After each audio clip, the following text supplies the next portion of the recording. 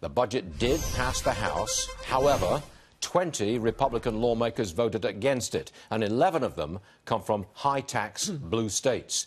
This is all about the proposal to remove the state and local tax deduction, or SALT as it's called.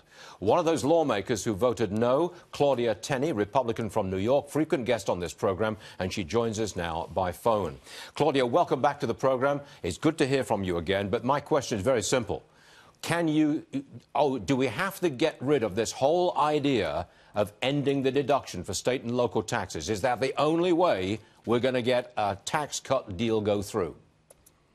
Well, we're going to get some kind of compromise on the so-called state and local tax deduction, as you call it, SALT. Immediately after the vote, our delegation, the high-tax states, met with our leadership, and in light of our our no vote, they said we're going to resolve this problem. A number of issues came up, and we gave them some ideas that we had. And we're very confident that that's going to happen going forward. You have to remember, Claudia, it's a negotiating tool. I'm sorry to jump in, but I'm really keen to zero in on this SALT deal. You're saying that it's a negotiating point, that you can negotiate to keep at least some of the deduction. Is that what you're saying? Yes, we're looking at a way. Because remember, what's ironic about this is this deduction is typically for higher earners. So, you have the demagoguing Democrats screaming about trying to protect the middle class, but really, SALT, because of the high taxes, because of the progressive tax and spend policies of New York State, has caused this actually to become something that picks up the middle-income taxpayers. So we're looking at a threshold, a higher income base that we're going to put a cap on the SALT. How much which higher? Would actually include. How much higher? Actually, we're looking at anywhere between $250 and $300. The Wall Street Journal suggested $400 and $800. We think that may be higher than we need to go to protect the filers. I have 62,000 filers in my small district up in upstate New York. So we think that we can catch them. Remember, we're reducing or eliminating the alternative minimum tax, doubling the standard deduction.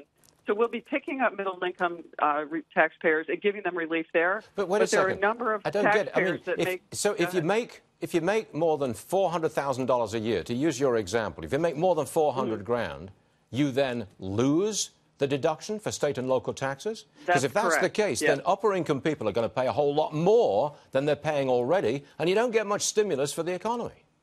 Well, actually, you have to look at it this way. We're eliminating the alternative minimum tax. What we're finding out is many people don't even realize that they're subject to it. So that's going to be part of the issue. I mean, the president and we are focused on protecting the middle-income taxpayers. There are other ways that those taxpayers are going to be able to find relief. Claudia, there's an awful lot of Republican voters who do make a whole lot more than $400,000 a year, and they're not going to be very happy if they have to now pay more in taxes, having elected a Republican Congress and a Republican White House. But they're going to be getting a relief because they're getting a reduced... No, they don't pay the alternative. Who pays the alternative minimum tax? The lawyers will get you out of that. Yeah, but look at this, though. If we can get tax reform, which I've promised you by the end of the year, those taxpayers will be paying less because we're going to be reducing the overall tax rates.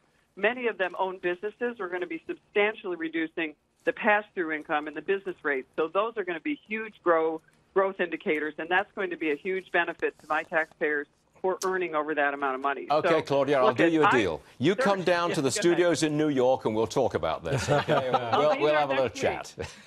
Next week, Great. Did you say? Good to talk to you. Thank you. Prepare yourself. Next week. Thank you. I'm prepared. Thanks, Claudia. Appreciate it. Thank you so much.